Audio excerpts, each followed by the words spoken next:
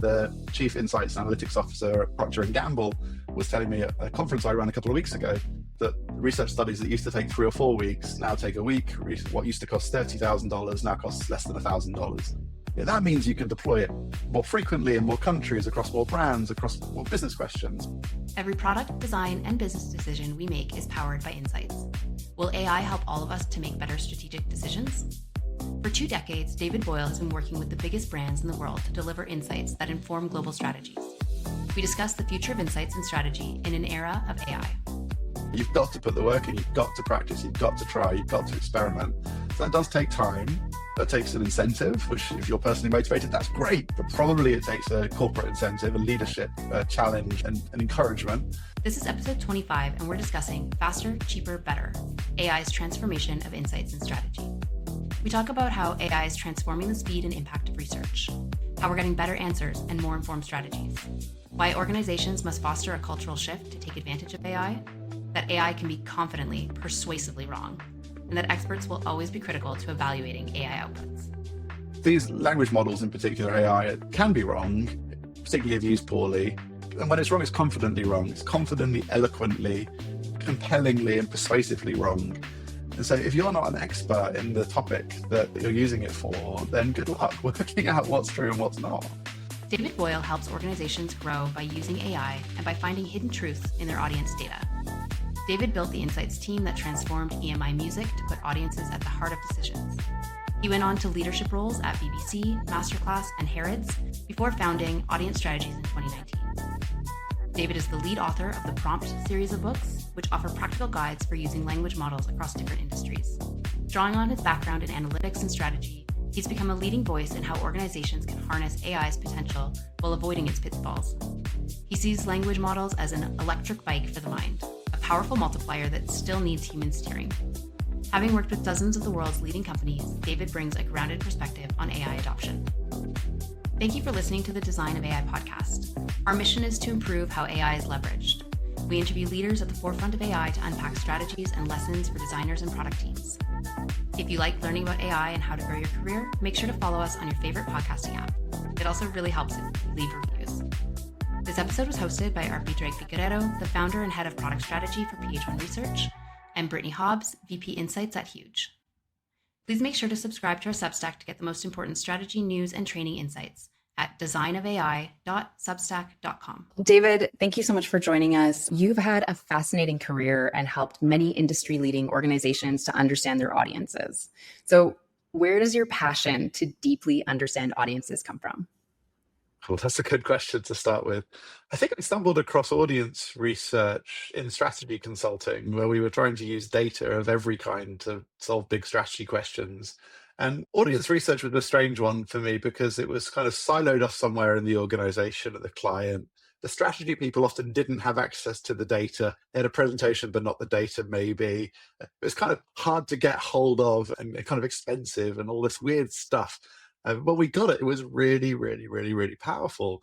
And I just felt like if we could do it like quicker, better, if we could like inject it more into the strategy process, then of course the strategy people would use it more. So I guess I kind of went on a bit of an adventure, like testing that theory out and trying to find ways in which it could be done in a way that actually impacted strategy. I just felt like that was a fun problem and an important problem to solve.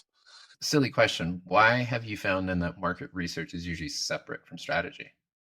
I think historically, research people have typically not had the same kind of skills that you would need to be in a strategy conversation. They're typically, by their nature, are really curious about people, are really curious about why people do the things that they do, and really important stuff like that. Experts are asking thoughtful questions, but not necessarily experts at driving concrete recommendations that take into account the kind of the strategy of the business, the issues and challenges, the macro kind of economic situation the business is facing. And so I think there's just been a bit of a gap there, actually. And the strategy team don't have research skills and don't work well with them, and and vice versa as well. So there's often this silo.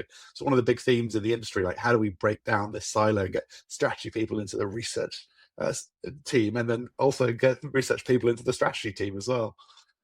I think one of the themes that's going to come out of this conversation is whether now researchers are more equipped to become strategists, or strategists are more equipped to become researchers. But before we dive into that, in 2022, you co-authored a series of books called Prompts. You were ahead of the game. You wanted to provide practical guides to help people understand, how do you do this brand growth stuff with ChatGPT? What is ChatGPT? What is prompting? Any of this stuff. You went on to write a ton of versions, which is really great, really helpful, particularly in that time. You had some for startups, podcasters, real estate, TV, all kinds of niche stuff. So that was 2 years ago. Why did you decide to be one of the first to jump into that arena and say, this is going to be a real thing? Well, I would say decide is a very strong word. That makes it sound very deliberate and organized, doesn't it? So a better question would be, why did we end up in that world? Because it was very much a journey. By that point, me and my team had spent nearly a decade doing pretty impactful work in turning audience research into strategy work in big corporations in the music industry, television, book publishing, luxury goods. We were quite happily running a little consulting business, doing that for lots of really fun brands. But then this weird thing comes along called ChatGPT, and we were not expecting it. We were not planning for it. But it knocked our socks off because suddenly it could do some things that we thought were really special about what we did. And it could help us do a lot of things that we thought were really tough things that we'd spent years and years like honing our craft on.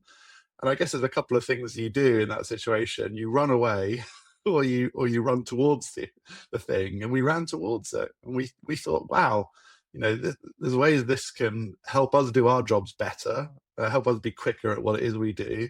And thirdly, help us have more fun, because it's a lot more fun doing this work with an AI assistant by your side than doing it by yourself. And then pretty quickly, within a week or so, a friend twisted our arm and said, look, you're pretty good at this. You should write that down. You should share it with other people. So we decided to get the book out and share it with as many people as we could, which started then. The first year of ChatGPT was going around to other industries that we didn't know quite as well, like screenwriters in Hollywood or Grammy Award-winning songwriters or real estate professionals, industries we didn't know, and saying, hey, do the same rules work in your industry? Do the same tips and tricks work there? Like, what lessons can we learn by working with you on these things? Just building up our knowledge and spreading the word as far as possible. So why did we do it? I don't know, but we thought it was incredibly important, incredibly impactful, and needed to be lent into and not run away from. So a good chance to help people, I think. It doesn't seem like your arm needed that much twisting. It's a strange idea, writing a book. It wasn't something we set out to do at all. And honestly, I think if Alistair hadn't recommended it to us, I honestly think we wouldn't have thought of it. It turned out to be a great idea. So thanks, Alistair. No, we all need an Alistair in our lives. I think it's really fantastic because oftentimes, especially in research and strategy, we find ourselves gatekeeping and not necessarily like running away from that technology, but often being nervous, I guess, about giving people a peek behind the curtain and losing a competitive advantage, or, especially when we need to be vulnerable and go into industries that we don't know, we're often really scared of that. So I think it's amazing that you just dove right into it. Now, 2 years later, since having done that initial work, how do you see AI changing the world of strategy and insight? I think some of the themes from 2 years ago still absolutely hold true today.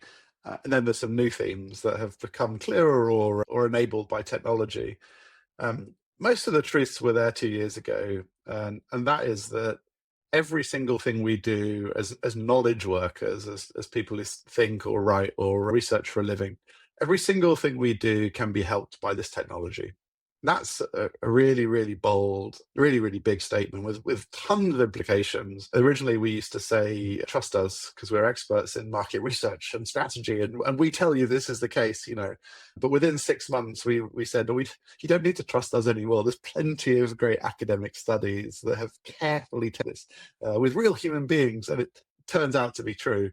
And so we're not debating anymore whether it's very, very helpful for everything we do all day. It is, and you should all believe it. And the question then is how you get to the point where you can use it and how you integrate it into all the different tasks you do. That turned out to be relatively hard, actually. Even though the lessons, the tips and the tricks were in our book late 2022, It takes a while to learn lessons, tips, and tricks, especially if we're old, especially if we're busy in our jobs and haven't got time to stop what we're doing and and practice and try something that has failures and errors and weird things going on. So it's been an incredible journey to work out how to actually get teams to use this well. We know you can, we know you should, right? But how? And then after that, you really got to see the implications working through. And so it comes back to those three things that I mentioned earlier. So almost everything we do can be a bit quicker and sometimes a lot quicker. And that changes everything about how we do research projects, how we communicate to stakeholders, how we scope research, everything at all. Everything can be a little bit better.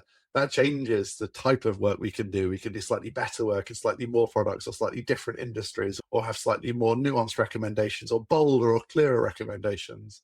And then everything we do can be happier, is the word we use, but more fun. And so those things that used to be an incredible chore to us can now be a joy. For me, expert interviews was an incredible chore. It was one of my first jobs out of university, expert interviews. I hated it. I was terrible at it. I had to take notes and I wasn't good at it. At the end of a long day, you've got to write up your key conclusions and send them to the consultant. I hated it. I pretended people weren't available on the phone. I couldn't get them and they didn't answer questions because I just hated it. I was really bad. Now, 25 years later, I'm back at that same company teaching them how to use AI to do that thing, which is so much fun because it's now something I enjoy. And I take every opportunity to do expert interviews because I love doing it with my little AI helper. It takes the pain out of work as well and makes it much more fun. I don't know if you answered your question, but the answer is absolutely everything all the time and on those three dimensions. That's the best answer. I love it. So, you mentioned about having an AI helper to take notes for you, which I think is a fabulous use case of AI. Are there any other examples that you can share of how AI is changing brand building and audience growth? Yeah, and I think if I might teach a little lesson along the way as well, there are four things that AIs are very, very good at helping with in general. And so the first is synthesis. It's taking a bunch of text, actually, non-numbers, text, and then distilling it, finding themes, finding patterns, transforming it into a summary, a different version, maybe an alternate perspectives, or translating something from one industry to another. These are all synthesis tasks. And there's so many ways that we could use that more than when we used to do it manually, or better or quicker. The second is learning. So whenever we tackle a new topic or a new industry or a new country or a new type of consumer, it can help us to learn about them by either searching the web and finding accurate information that's recent and that's sourced, or by using the knowledge it acquired during its training. And that works with big topics and deep insights. But we can learn a lot more. We can ask more questions, be more curious at every step of the process, and get answers more rapidly. That's amazing as well. The third is thinking. And so that might be thinking through like how to structure a research project, how to respond to a brief, or what client needs we focus a project on. It might be thinking through the implications of what people said in research, or it might be thinking through the implications of the research to the client. Quite often we get to the end of a research project, we're pretty tired, we've been in it for a long while, we've got our conclusions, and we just kind of throw them across the wall to the stakeholder. Now you can easily think through the implications to lots of different stakeholders because AI can help you to think. That's amazing. Or ideate is the other word that goes with think. So what are five possible implications of this great insight? What are five possible reactions we might do to this need consumers have? So ideational thinking. And the last is writing. This is another area where researchers typically fail. We sometimes put taglines on charts or taglines on slides, and then but you have to be in the room to hear the description for it to really make sense. Well, now we can write beautifully and eloquently. We can put the slide in and say to the AI, explain this chart for me to my stakeholders. And they can get beautiful reports which eloquently describe the issues and challenges and methodologies and implications, and we summarize it for different stakeholders or different use cases. So I hate to keep coming back to this theme, but it really is every single part of the research process, and what you do with those gifts and those superpowers along the way and how you apply it to make research better, that's up to you. But the gift is every single thing we do. If I think about what you just said and what others have said before about leveraging AI, one of the things that I've seen is that it gives you an opportunity to get feedback at stages at which you previously would have felt too uncomfortable, perhaps, to ask for feedback. And I find it's remarkable because it's almost like these GLP drugs where we're trying to deal with the symptom rather than the culture. I hope that one day we kind of have come to terms about what it means about us that we need a technology to help us see the work we're doing from another lens. What do you think about that? Having spoken to many researchers. When research is radically quicker, when it's radically cheaper, therefore when it's better, and when it's easier for your team to do, you can deploy it in many more ways. For example, you might have only had the budget or the time to do a study at one point in the process. You can now do studies once a week. The chief insights analytics officer at Procter and Gamble was telling me at a conference I ran a couple of weeks ago that research studies that used to take 3 or 4 weeks now take a week. What used to cost $30,000 now costs less than $1,000. Yeah, that means you can deploy it more frequently in more countries, across more brands, across more business questions. What you do with that benefit is up to you. Cost saving or expansion of remit and service levels, that's absolutely up to you as a leader. Please make sure to subscribe to our Substack to get the most important strategy, news, and training insights at designofai.substack.com. Now, one of the other reality checks that we've had brought up in our conversations has been that adoption's typically much lower than we observe or than we hear. Now, in your conversations, what are you hearing? Is adoption in the research, insights, and strategy community as low as in other industries? And again, the situation that we keep hearing is that leadership want AI. The individual contributors wish they could use it, but don't have the time to figure it out. And that generally speaking, there's no strategy in place, and there's fear and there's uncertainty, regulation, all these sorts of things. So typically it's a small minority who are speaking very loudly about this. What does it look like in the marketing, research, and brand world?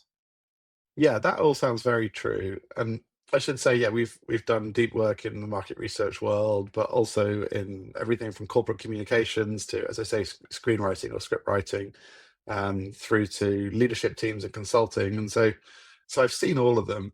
I think market researchers tend to settle on a methodology. And once you've mastered that methodology, market researchers typically are not as nimble as you might hope and embracing new methodologies or new ways of doing things. And so I think, compared to other types of work, that there is some active resistance in the market research world to this. I think also, in their fairness, as I said earlier, this is hard to do, actually. And so whilst there's a free book called Prompt for Brands, which tells you everything you need to know on this topic, you've got to put the work in beyond downloading the book for free. You've got to put the work in, you've got to practice, you've got to try, you've got to experiment. So that does take time. That takes an incentive, which if you're personally motivated, that's great. But probably it takes a corporate incentive, a leadership challenge and an encouragement. It takes permission as well. Like, you have to be given tools that you're allowed to upload proprietary information into. Many people simply don't have those yet. Companies have not pushed the button on rolling out AIs that are capable. And then a lot of people simply say, well, David, I really want to learn this. Thank you for the training session. But beyond the training session, my calendar is so full. I can't sit at my desk and practice this stuff. My boss needs to clear some time for me and give me time and a mandate to actually invest. Then there's other things like stigmas around using it and misconceptions and all sorts of things. So the answer is, I'm very sorry to say that it's quite a hard process. Even though we know exactly how to use them well, we know all the use cases, it's all written down and it's free in the book.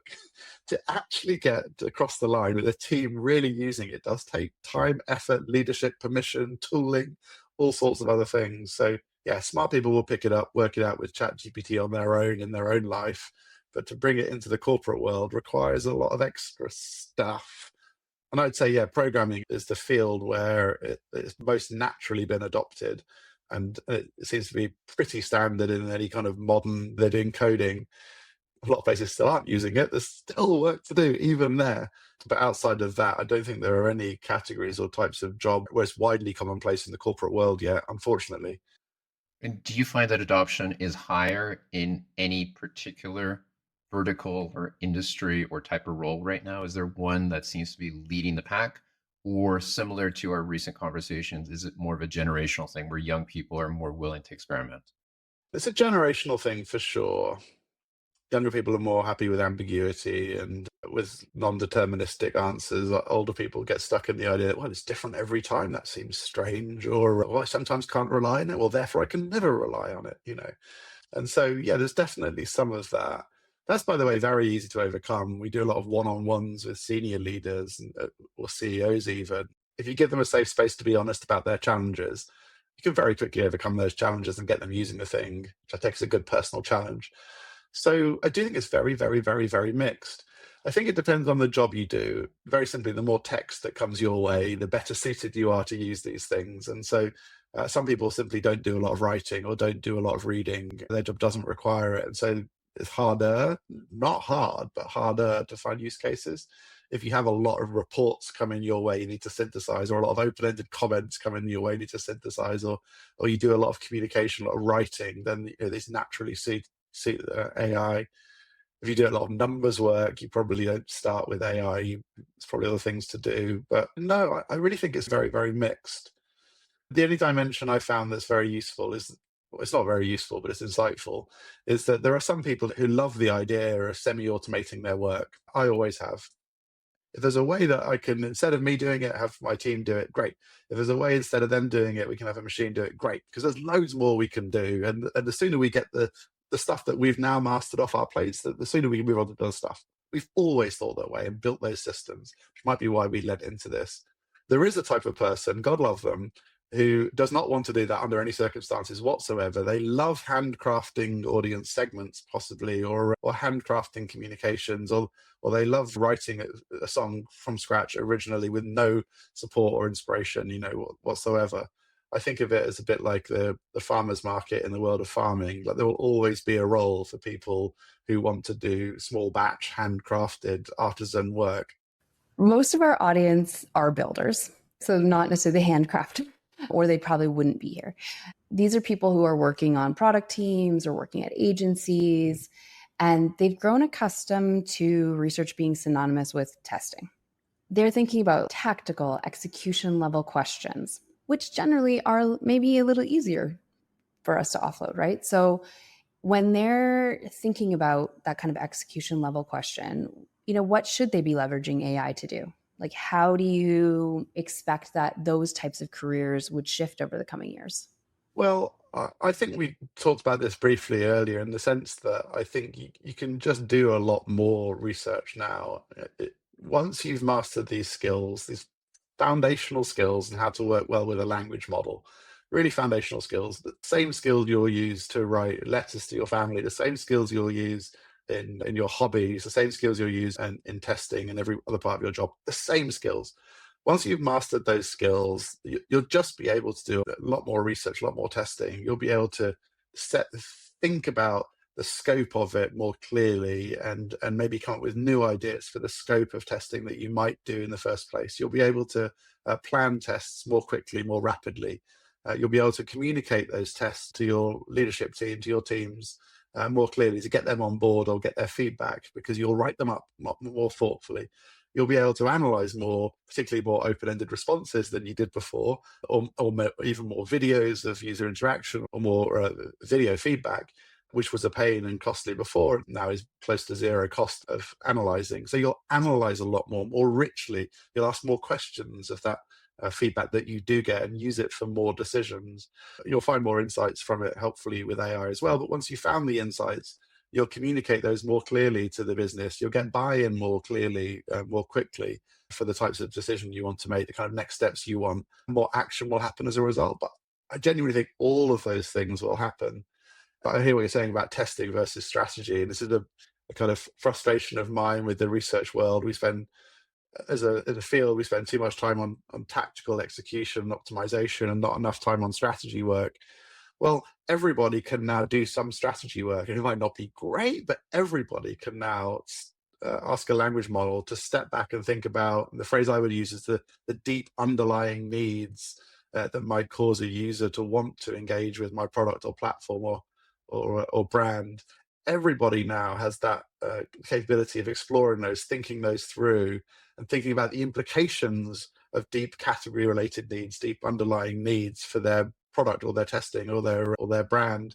And that wasn't the gift of most people before. Most people were stuck with whatever the research team gave them, because that's quite hard to think through. But everybody can now elevate research to that higher level, and that's a real gift. I have some concerns myself working in this industry and feeling like there's an expectation that everything needs to be faster than fast, and having no time to really even be strategic in the way that we think about those questions or about those studies. But I'd like to ask you, like, do you feel that increased speed is good for research? Should researchers be focused then on getting deeper into specific questions and having fewer questions, but doing those questions more often?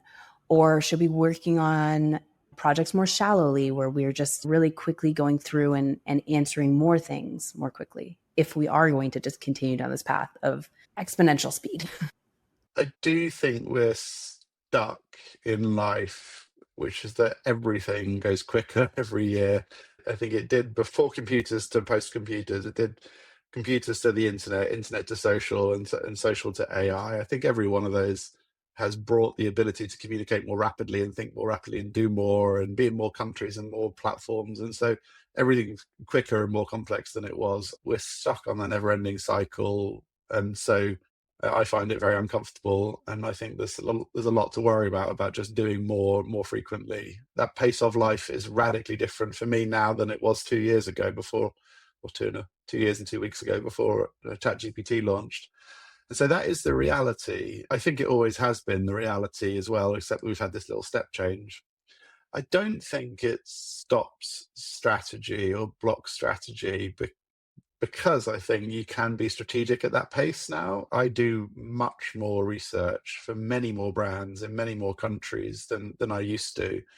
But every one, I think, is massively elevated in terms of how deeply it goes into the underlying audience needs at one end, how clearly it articulates the so whats and the implications for the business at the other end. I think we used to do the middle bit very, very well, but now we can do more and faster and cheaper. So I don't think it has to come at the cost of anything other than pace of life going fast. At the beginning, we highlighted the possibility that more researchers can do strategy and more strategists can do research. What are you seeing happen more often right now from your conversations? Is it more researchers taking on that strategic work as a result of AI, or is it more strategists and product managers and program managers skipping the researcher, instead doing it themselves? Actually, there's a middle ground, I think, where strategists are increasingly taking over research teams. So people from a strategy background saying, well, I think I could make that team run well, and running the team. I think there's a real danger when a strategist tries to do research themselves, because these language models, in particular AI, can be wrong, particularly if used poorly. And when it's wrong, it's confidently wrong. It's confidently, eloquently, compellingly, and persuasively wrong. And so if you're not an expert in the topic that you're using it for, then good luck working out what's true and what's not. An example I like to give, I was working with a Hollywood screenwriter, and she had sent me some material, and we were testing this thing out. I said, all right, I'm going to write the outline of scene one based on this material. I wrote out the outline of scene one. I was very pleased with it. And I sent it back to her, and I said, see, I told you AI can do a cracking job at writing a scene. You didn't believe me, but look, here it is. And she laughed. She laughed so loudly. She said, that's an absolutely terrible scene. Here's all the reasons why. And to me, I thought, well, this is great. So you have to be an expert to use AI well. And so I would dabble in qualitative insight analysis myself, because I now can. But if it was important and if very serious business implications are resting on it, I would give that work to somebody who's an expert researcher, because they know all the biases and subtleties to look for and the right questions to ask, the wrong questions to ask. They'll sense check it and triangulate it against other areas. So yeah, strategists doing research, I think that's a problem for anything other than light reads. But strategists being more intimately ingrained with the research team and or running the research teams, I think is an incredible idea, and seems to work very well. I've met a number of people in that role recently, and they've had a great success. Now, you use the word confidence, and I love this word because when I use these tools, It gives me an inflated sense of confidence that I'm capable at things that perhaps I'm atrocious at. The other day, I was having some drinks and I started writing scripts of hybrids of shows and mashups. And I thought I was absolutely brilliant in that moment.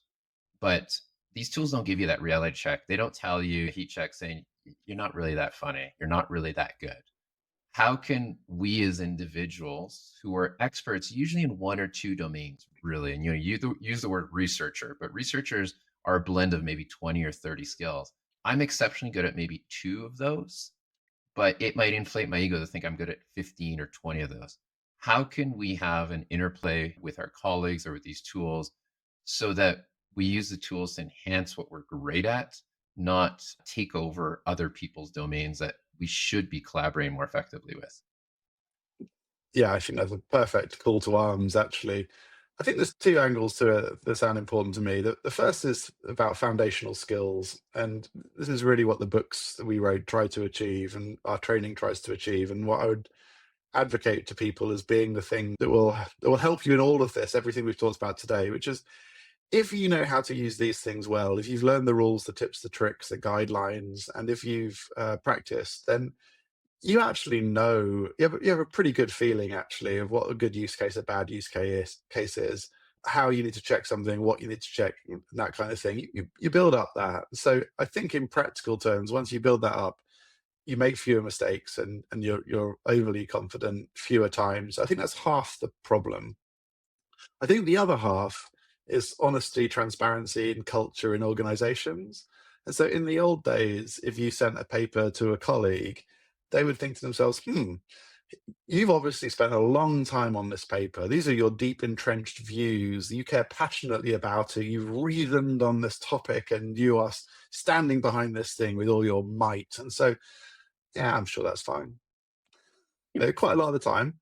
Whereas now, if you've used AI lightly in an area outside your expertise, if you've got the confidence to say to your colleague, hey, this might look really professional, it might be quite a long paper and it might be eloquently argued, but you know what? I hold these views very lightly because they're outside my area of expertise. So don't judge it by the look and feel of the document. Give me honest feedback. Then you can do things which are wrong and they'll get fixed really quickly by your colleagues. So I think a culture of openness and honesty about, is this a very thoughtful project I spent my life on, or did I just spin this up in 5 minutes over coffee and send it to you? Just be honest about the two, and don't be intimidated when you receive work from other people. So I think culture needs to change a lot, as well as the training, the foundational skills. Yeah, I think culture is a really interesting topic because I personally have struggled with constantly being faced, unexpectedly so, with internal cultures that don't want to change. And I find that even when people are comfortable working faster and using these tools, we still butt up against these cultural norms that are maybe incorrect or aren't serving what we as practitioners, as teams, as collaborators need, right?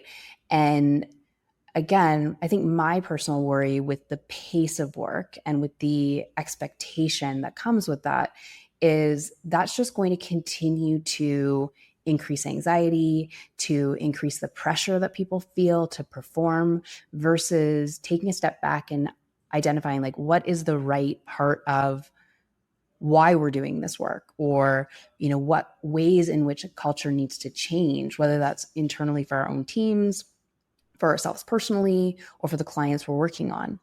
And so how can we shift this to try and use the work that we're doing and these like micro projects rather than these big macro projects, but these smaller projects that are iterating, how can we use this to be a time of maybe more positive change rather than just speed for the sake of completion?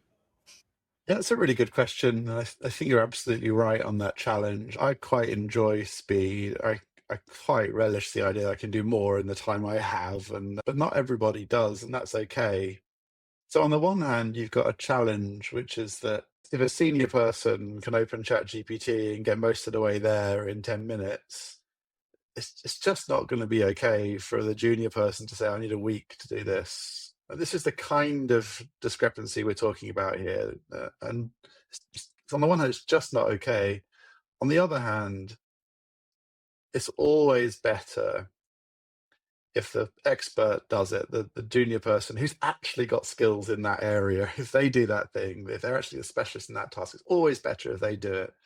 So a responsible leader, I think, would say, I get that it will take you a week. I could do it in 5 minutes. Let me invest time, effort, money, and tooling and policies in making sure that you've got the support you need, so that I know you're a week now, but I want you to get to the point where you're comfortable and happy and enjoying doing more, but in a quicker time period. But let me give you the skills.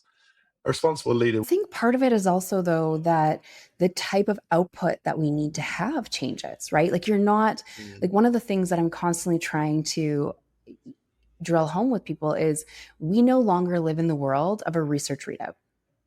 Personally, I believe is I don't find that there's value in doing research for the sake of having a research readout and then sharing that, and it taking maybe a couple of weeks to do that, and then someone having to take that and then reinterpret it. I believe that as a researcher, you are better equipped to think more strategically and to collaborate more with other teams. And I think part of that is also changing that culture of what does it mean to be a researcher. And so we as leaders need to find new ways to change those cultures internally to say you are now more empowered because you have these tools or things like that. So I think partly it's time, and partly it's about being more open to what that output looks like as well. Yeah, absolutely. On the topic of output, I think a good example is, let's take qualitative research or expert interviews or user interviews. In the old world, you would take the transcripts, maybe if you had transcripts, and you would read them, and then you would write down, probably in a PowerPoint, what you thought the answer was, and you give the leadership team the PowerPoint, that was it. In the new world, the transcripts are processed real time to tease out insights. So they're drip fed to any stakeholder who really cares about it, so that they can change the course of the interview program if they need during the program itself. Second, the body of transcripts are dumped into a custom GPT alongside the insights that are given to the leader, so they can ask questions of the body of work, of the sum total of all the transcripts. They can query and challenge and test their hypothesis against those transcripts and all sorts of other things. That was unthinkable before, but it's a really different workflow for a researcher. So I think we're not escaping the point that it just has to be quicker in the new world. It also has to be different. I really stand by my point, though, which is that whenever I've sat with somebody to re-engineer a task or a process or a system, we've ended with everybody being happier, even the most junior people. No one's grinding at a machine here or doing menial repetitive work. Even the most junior people are amazed at the power they suddenly have and how much more they can do. So speed, I don't think we can avoid. I'm sorry about that, because that is a stress for some people, but I think it's still better for almost everybody, and if done well and responsibly. Okay, so let's push this further. I want to challenge you to a rapid fire series of questions about how will different spaces be disrupted, right? How can we rethink how we can use these and what we can do? Interpret this or answer this how you want, but I'd love to just really quickly for each of these understand your answer on how you think it'll be disrupted because of AI. So first one, brand building. Much, much, much, much, much better, more thoughtful brands out in the world. Being an artist. I feel sorry for artists who don't want to use AI to help them do what they do. I think they'll struggle, but I think artists can be 100% artists. Their creativity can be completely intact, and they could use AI to have a much bigger impact in the world. Oh, I like that answer. Conducting research. Better, quicker, happier, and much cheaper. The researchers being happier or the clients being happier? Good point. Both. It's a great thing for research. It's great for research for everybody in the whole value chain, unless you resist. It's great for everybody who doesn't resist. Okay. Developing strategies. More, better considered, actually used, translated into action much more. It's rare now, and it shouldn't be. It should be really common. What about the agency model? If your agency relies on software, then watch out, because the cost of writing code has dropped massively and you risk being disrupted. If you bill by the hour, good luck, because we're doing things quicker now. But if you're willing to re-engineer your processes and your products, and if you're willing to price differently, and if the heart of your agency, if the essence of why you get out of bed in the morning is something that's incredibly valuable, your perspective, your point of view on the world, then you're going to be just fine in an AI world. If you're slightly lazily milking an AI, a legacy code base or a legacy methodology, then good luck. Okay, how will the value of insights be disrupted by AI? The value of insights, that's interesting. I think the net result is vastly more insight being used for vastly more brands in more countries for more decisions more frequently. So insight used to be the big brands in the big countries for the big decisions, and it's cascading down and down and down and down and down. It's got a long way to go. So insight everywhere, all the time, for everything. That is the magical future for sure. Yeah, and I think that makes insight skills more valuable. And do you need to do, is your role different? Yes. But are your skills more valuable in the new world? Yes, they're absolutely more valuable. So find new ways to deploy them. And the last one, the concept of trust. I mean, I think that's going to take a kicking, isn't it? Because AIs are more persuasive than humans. They're confidently wrong.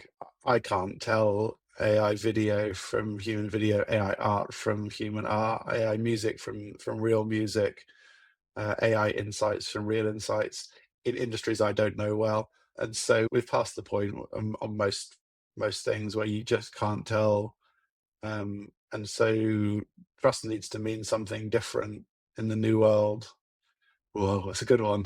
That's one that I'm still trying to think through. Kind of in that vein of trust and research and whatnot. Research is a scientific practice. It's something that helps us understand the world around us and build global industries and, make the world more accessible. Every year, as I get deeper into my career, I get this sense of feeling like you can and should be able to have more impact.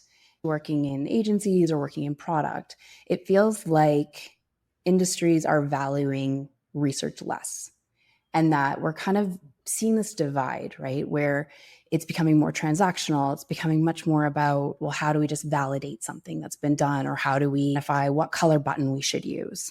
Which isn't really allowing us to have that seat at the table or create the impact that then trickles down to the products that get made. Questions are being asked of audiences, but people aren't necessarily listening because it's already been scoped out. So it feels like a checkmark activity. Help me see the light at the end of that tunnel, right? How can we rebuild the practice of research so that those of us who want to be more at the strategic start are able to? Yeah, and so when I started my agency, which is now 5 years ago, I vividly remember sitting in a pub with my notebook and my pen, thinking about what I wanted the agency to do. And it wasn't obvious to me, by the way, because I'd done lots of different things in my career at that point. And I settled on the name Audience Strategies because I decided that that was the thing that I'd seen happen that was most impactful but most underused. And so when customers or consumers are thought of as audiences, not consumers, and when they are put at the heart of strategy, it is completely magical to brands, commercial brands, artists, and others, music artists like David Guetta or Katy Perry or the Beatles or Pink Floyd or luxury brands I'd worked with or TV shows like Doctor Who. When you get to the point where the senior team really understand the audience that they're trying to reach, and when you see that cascade through everything they do all the time, in the world of business strategy, I'd say that not really happen enough. So for sure, it is the biggest goal for researchers, and it's critically needed by brands. I actually feel like more people are recognizing that these days. I think that more people are recognizing that although the research teams have been historically, sometimes too often, slow, expensive, inflexible, uninsightful, not appropriately understanding strategy, that has been historic problem. Whilst that's been the case, there's enough examples now where it's working really, really, really, really, really, really well. So I think most senior leaders want or expect Insight to be playing that role. They're not always sure how to get there. And so there's an insight transformation process required to re-engineer Insight to get there. They're not quite sure who to call. So having a name that has an audience and strategies in the name really helps. I think the need is there and the want is there.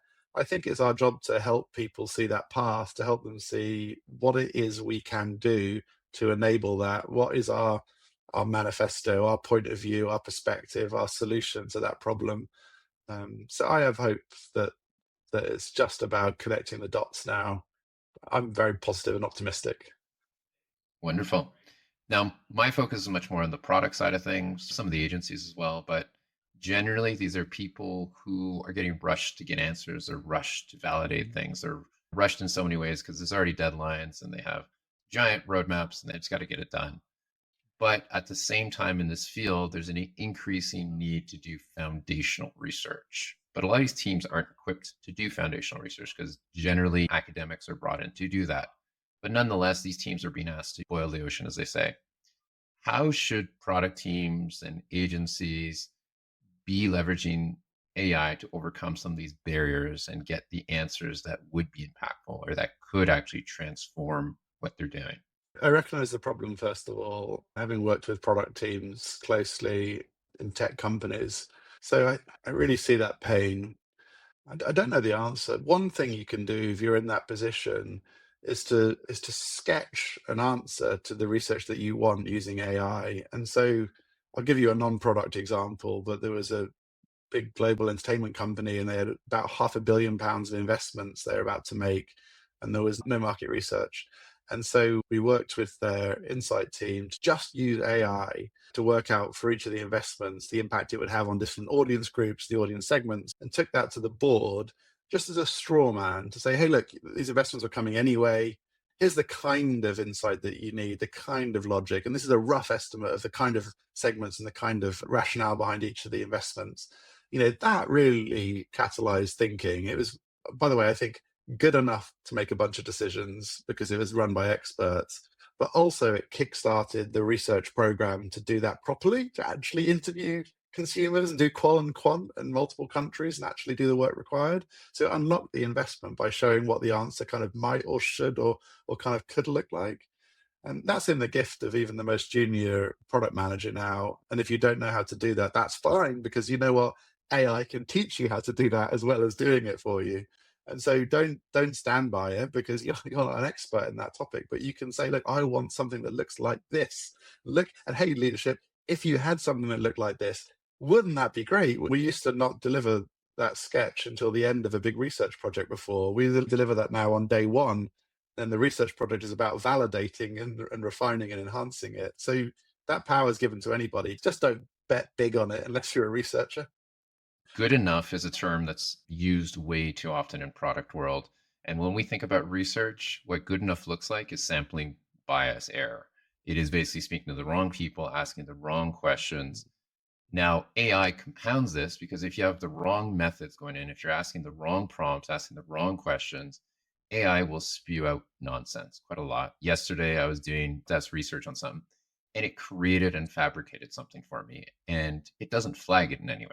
So combine that with sampling error and methods inappropriately used. How can the average user of these tools navigate that and overcome that? Let's break the problems down. So the first problem is somebody is using basically the wrong methodology, like asking the wrong questions of the wrong sample. And I've been in that world and seen that fix those problems in my past as well, more than one time. And so how can AI help with that? Well, I guess what it could do is help that person to think through, if they were curious, to think through the methodology in the first place. So you get a pitch from an agency, let's say, or you're scoping a research project, let's say, you can put that into the AI. If you're curious, which is the barrier, you can put that into the AI and say, hey, I'm thinking about this methodology. What might I be missing? And what ways in which might it not be the best thing for me? If you're curious, you can now learn in that way. You couldn't before. That was really hard in the past. And so maybe it could fix methodological mistakes, again, by people who are curious. Then you got AI hallucination as the like technical term for an AI giving a kind of incorrect answer. That I have to say is much less of a problem with good foundational skills. So I'll keep coming back to this idea that we should all have these good foundational skills. If you know what questions to ask, what not to ask, how to ask a question, how not to ask a question, how to manage the context length when it starts to drift or get anchored, and that kind of thing, then you encounter many fewer hallucinations.